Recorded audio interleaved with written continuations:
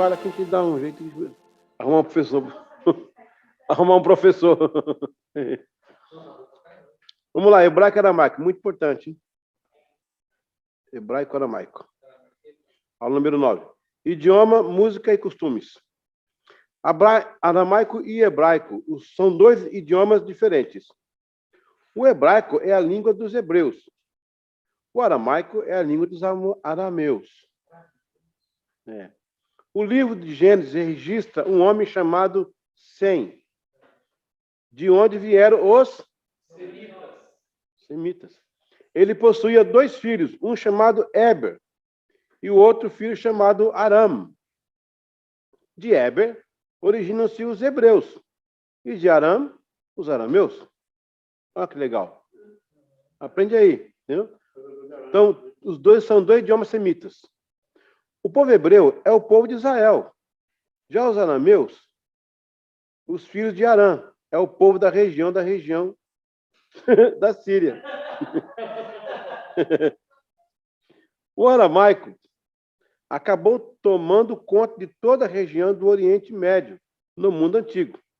Os judeus assimilaram muito do aramaico após o exílio babilônico. Atualmente, o hebraico é a língua oficial do Estado de Israel. Olha, agora é interessante essa parte da aula, tá? Como é que se deu a ressurreição da língua hebraica? Só um ponto aqui ainda. O hebraico foi confinado aos hebreus. Ali, o povo da Mesopotâmia, que era a Suméria. Ó, Mesopotâmia é o seguinte, cara. Acima você tem a própria Mesopotâmia, que aí você vai ter os reinos de Assur, Surbanipal, a Babilônia, tá. Ao norte. Ao sul, você vai ter os acadianos, os sumerianos. Mas por que são todos mesopotâmicos? Porque Mesopotâmia é o nome que se dá à região que tem 2 rios e no meio tem terra. Mesopotâmia é entre os rios. Por isso não é Mesopotamia, é entre os rios. Então, entre os rios estão os mesopotâmicos. Eles se dividem em povos. Abraão está lá na Suméria. Ali o povo de Abraão falava esse hebraico. Abraão resgatou com ele a língua, deixou, e eles usaram o hebraico para escrever a Bíblia. Portanto, para eles é uma língua até muito sagrada, no caso, que é a língua que Deus escrevia. Os estudiosos dizem que era uma língua quase que impronunciável, porque não tem vogal. E não se sabe como isso acontecia, porque é uma língua morta. Ninguém nem tem como explicar isso para a gente hoje, né? Como é que isso acontecia, mas eles se comunicavam. Vamos ver a ressurreição da língua aqui, ó. O hebraico de hoje difere do antigo. E foi por iniciativa de Eliezer ben Yehuda. Ben é filho do, tá? Ben Yehuda, filho de Judá. Ben Yehuda. Anteriormente, um ardente revolucionário da Rússia czarista. Ben Yehuda juntou-se ao movimento nacional judaico, que no caso é o sionismo, tá? E emigrou para Israel em 1881, motivado pelos ideais que o circundavam, de renovação e de rejeição do estilo de vida dos judeus na diáspora. Dedicou-se a desenvolver uma nova língua que os judeus pudessem usar como comunicação no dia a dia. Então era uma questão de honra, botar para sua terra e falar seu próprio idioma, mais perto que fosse do hebraico antigo. Ele teve que colocar algumas letras antigas e inserir alguns sinaizinhos de pontinhos para dar a expressão do vogal, para abrir a língua é travada. Então, ele abriu a língua e ela é falada hoje, mas esse hebraico aí não é o hebraico do tempo de Jesus. Aliás, o tempo de Cristo era aramaico também. Pegou? Entendeu, gente? Nós temos o Sem, tá? Subentende que se falava uma língua até aquela época. Teve 2 filhos, o Eber e o Aram. Os dois se fizeram sua dinastia, né? Cada um desenvolveu um idioma. E interessante que eles são parecidos, mas não são como o português e espanhol. É tipo um português e francês, um português e um italiano, um pouco mais distante. É bem distante, né? Algumas coisas só que se parecem ali. Vamos entender essa bandeira agora. A bandeira. Que os pastores... A diáspora eles foram empurrados para fora. A diáspora. Eles foram espalhados, né? A diáspora. Bandeira. Não, nômade... o nômade é um tipo de diáspora, mas não é bem... Tem uns que são nômades e não são diásporas. Sim, não, sempre foram nômades. Mas depois que Israel entrou na terra, algumas vezes foi diáspora. Tem a primeira diáspora no tempo de Jesus, que está no capítulo 8 de Atos, aparece lá. Tem essa diáspora que vem aqui o Adriano faz. Tem a diáspora dos árabes também. A diáspora é pegar aquele monte de judeu e jogar fora. Expulsar a diáspora, né? O nômade ele pode ser da diáspora, mas ele não tem lugar próprio. O nômade ele é nômade. Eu Dilmei agora, né? Dilmei. Nômade é nômade. A bandeira. A bandeira de Israel foi adotada em 28 de outubro de 1948, tá vendo? Ela é nova. 5 meses após o estabelecimento do país. Por isso tem muito judeu que não aceita ela, tá vendo? Tem muito judeu que não aceita aquela bandeira, não. Ela é civil, bandeira civil. Ela mostra uma estrela de Davi, azul, em fundo branco, entre duas faixas azuis horizontais. A cor azul é descrita apenas como azul celeste escuro e varia de bandeira para bandeira, abrangendo um tom azul puro, por vezes sombreado, quase tão escuro quanto o azul marinho, tonalidades em torno de 75% de puro ciano e sombras tão claras quanto o azul muito claro. A bandeira foi desenhada para o movimento sionista em 1891, quer dizer, nem o Estado de Israel existia ainda, tá? O desenho básico remete ao talit, que é o chale que o pastor tem na casa dele que eu vi, né? Ritual de oração judaica, que o pedido de presente, né? Que é branco com listras azuis, mas que é bonito também, não é errado, não. O hexagrama no centro é o Magen Davi, que é o escudo de Davi, tornou-se um símbolo judaico no final da Idade Média, em Praga. Foi adotado pelo primeiro congresso sionista em 1887. Agora, se você for a Cafarnaum, o pastor viu lá, tem lá, naquelas antigas monumentos do 4, 5 séculos antes de Cristo, um século antes de Cristo, pelo menos, tem lá os sinais dessa estrela cravada naqueles monumentos lá. Tem a uva, né, e tal, e aparece essa estrela. Tem o menorá sendo carregado, viu? Eles desenharam lá. Que era uma forma do povo antigo dizer alguma coisa. Passamos por aqui. Quando não podia escrever, deixava desenho. Para a pessoa entender. Então, ela aparece lá. Eles pegaram isso aí, disseram que Davi tinha um escudo, que usava um escudo nele. Tem várias histórias. Mas a Bíblia não fala. A Bíblia se remete à estrela de Belém, onde Davi nasceu. Mas a estrela estava lá por causa de Jesus, não é por causa de Davi. Né? E eles pegaram isso aí para fazer essa bandeira. Agora vamos falar do hino nacional de Israel. Hatkivá, tá vendo? Do hebraico é esperança. Também chamado Hativá ou Hativá. Dá na mesma, né? O Hativá deve ser mais interior, né? É o hino nacional de Israel. Nasceu de um poema de Naftali Herz Imber, poeta polonês, escrito em homenagem à fundação da colônia sionista Petah Tikvah, a Porta da Esperança. Mas japonês, mas ele é judeu, né? Exato.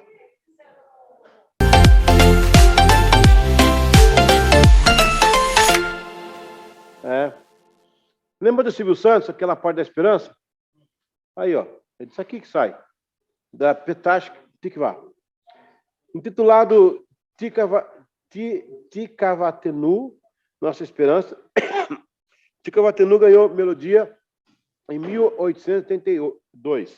Você vê, ó, foi escrito no ano aí, né? E recebeu melodia no outro. Quando Samuel Cohen, um colono de Rishon LeZion, teve acesso ao poema de Herz Imber. Desde então, com várias modificações na letra, a melodia foi adotada como hino do movimento sionista. A canção tornou-se oficialmente um hino nacional em Israel, porque eles cantaram essa música, porque essa música dizia assim, a nossa esperança, né? A esperança de Israel. Eles cantavam. Era como se fosse no Brasil uma música folclórica. Olê, mulher rendeira, olê, mulher... Isso aí. Quando teve a independência, alguém puxou, cara. Alguém puxou essa música. Todo mundo cantou, aí virou hino nacional, né? Tipo, o campeão voltou, né? O campeão voltou, né? Por aí, né? A canção tornou-se oficialmente hino nacional em 14 de maio de 1948. quando foi cantado durante a cerimônia. Acabei de falar isso. Ó. Assinatura da Declaração de Independência do Estado de Israel, já com a letra atual. As festas antigas. Interessante agora. Em Levítico, capítulo 23, temos a lista de festas, que eram 7.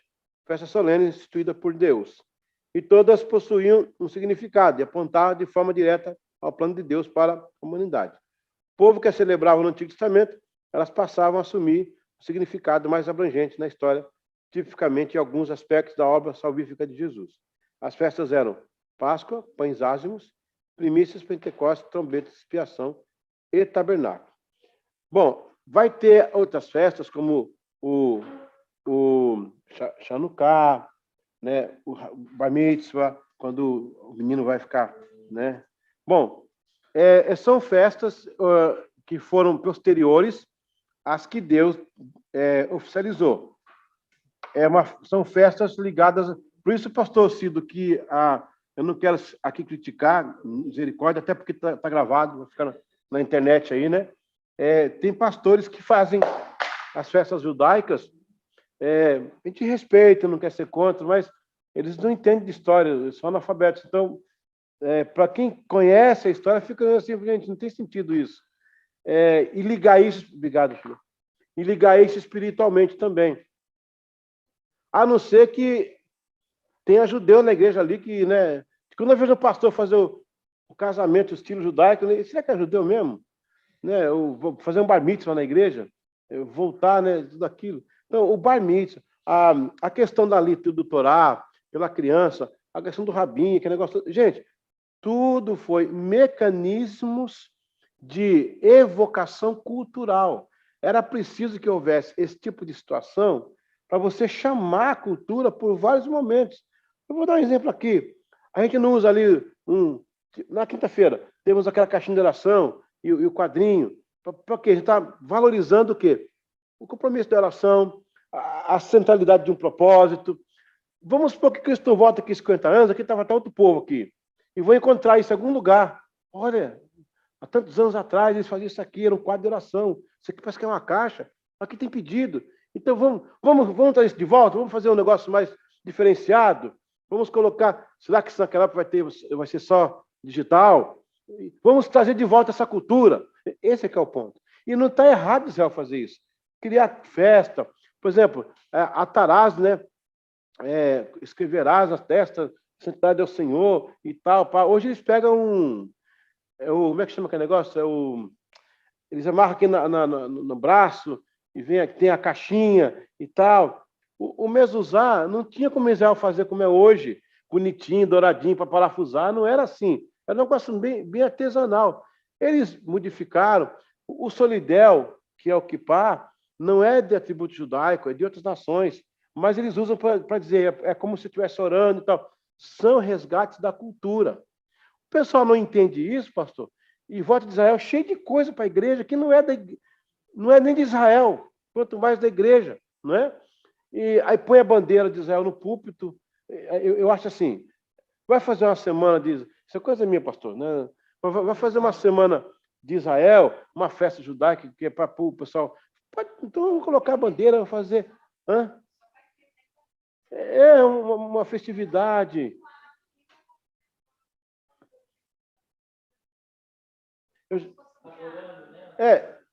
Eu já vi, eu fui em congresso aí, que entraram com a bandeira do Brasil, a de Israel.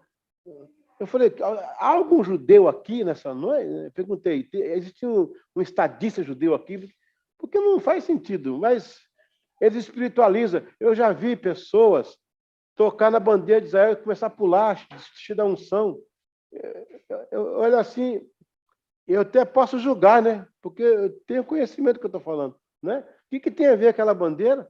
E mesmo que fosse uma bandeira do tempo de Davi, é iconografia. Para nós não serve iconografia. Então, assim, o que Deus estabeleceu...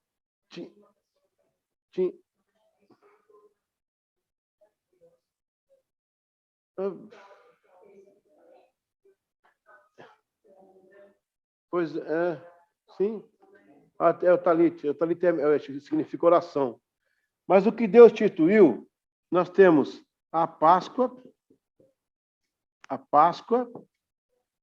os ázimos Eu não vou conseguir cobrir isso hoje, que seria um outro estudo, seria de 1 hora para explicar cada um aí, né? As primícias, o Pentecostes, né? A trombeta, muito bem, trombeta, né? Expiação, que é o Yom Kippur, né? Vai entrar também o Urim Tumim, já vai pela rainha Esther, que também ela contribuiu com isso aqui, né? E o tabernáculo. Eu não vou explicar porque eu já dei isso com uma aula passada sobre mas esse aqui estritamente o que Deus instituiu. E aqui não há nenhuma evocação cultural. Aqui é uma indicação espiritual. Esse que é o ponto que eu quero colocar. Não há nenhuma reivindicação cultural aqui. Aliás, o povo nem sabia o que era isso. Deus teve que dizer a eles o que era. Então, isso aqui são flechas que apontam no futuro. Então, as outras festas, a partir daqui, são... Pode tirar foto. Deixa eu arrumar aqui. Peraí. Meu Deus, tem que fazer um curso de escrever no quadro. Eu já expliquei uma vez isso aqui, não foi? Tá bom? Então você já sabe. Por isso que é bom ter um seminário para essas coisas. O povão por aí, rapaz, abraça a bandeira, joga o talito, eles não conhecem. Aquela pressão de culto, aquele povão cantando, o cara lá em cima fazendo assim, aquele negócio, dá aquela pressão, o cara acaba se aceitando como cultura. Não, o chofar sim era tocado nas guerras de Israel, mas o chofar com chifre de carneiro. Carneirão bem grandão, né? Não esse berrante que o pessoal usa de boi, não, né? Então eu pergunto, onde é que vai ser a guerra, né? Onde é que vai ser a guerra? Onde é que vai ser a guerra?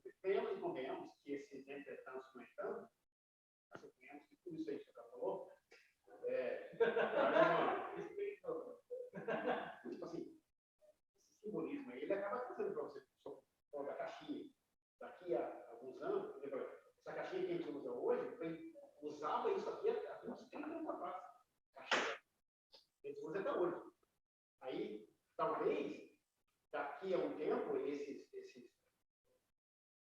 representantes que o pessoal usa aí para a memória, é errado eles trazer o judaísmo para a igreja. Mas algumas coisas relembram a tradição proibida. Não, eu concordo com você, mas tem um perigo aí. O dia que essa caixa fazer milagre, aí o perigo está aí. O dia que o dia que a MRV vai falar assim, irmão, atenção, vai entrar a caixa, atenção, vai entrar a caixa. A caixa está entrando, irmãos, a caixa está indo. Aí não, aí a caixa que está sendo objeto. Esse que é o problema. Na inauguração do Templo de Salomão, em Grande São Paulo, cara, pensa num negócio doido, um negócio novo, coisa linda de Deus que foi feito lá, na inauguração. Inclusive tem um tabernáculo lá com todos os a réplica. Toda a réplica. Sim, não. Mas quando você... Quem vai conhecer São Paulo tem que ter... Igual a Geice falou ali, que eu tenho um conhecido lá que o marido não deixa a mulher pegar nem no turbante aqui, porque é sagrado, né? E tal. Não, isso aí, gente, já extrapolou, aí não dá certo.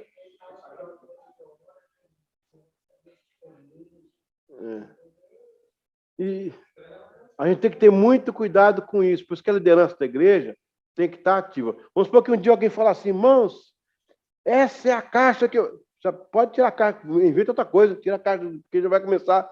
Por isso que Deus tem que levar Moisés, se ele fica morto lá, o caixão dele lá, o local, ia ser usado como idolatria, o povo de Israel. E até hoje o povo de Israel fala de Moisés. A gente tem que evitar os ícones. Os ícones. Esse que é o problema. Na época que eu recebi aquele cálice lá que Israel diretamente lá da Terra Santa, orar sempre na cabeça. Olha, Deus perdoa o tempo de ignorância, né? Deus perdoa. Depois que você sabe... Tipo assim, também não orava. Quando eu orava na cabeça, eu orava. Agora nem eu mais. Quando eu orava. Não, eu orava mais. Ó, escreve aí. Deus não julga a forma, Deus julga o ato. Deus não julga a forma, Deus julga o ato. Orar de joelho, tem que orar de joelho também. Eu já, sempre que puder, é bom orar de joelho. Eu digo que se não puder, ora em pé, ora ditado. Então, o negócio é orar. Agora, podendo ajoelhar, porque o ajoelhar, ele leva você a um momento de contrição. Você está ali, né, submissão, tá diante, é bonito, é legal, eu gosto, né? Não que seja uma regra. Agora, se você puder orar de joelho, do ato, né? O ato em si. Amém, pessoal? Beleza?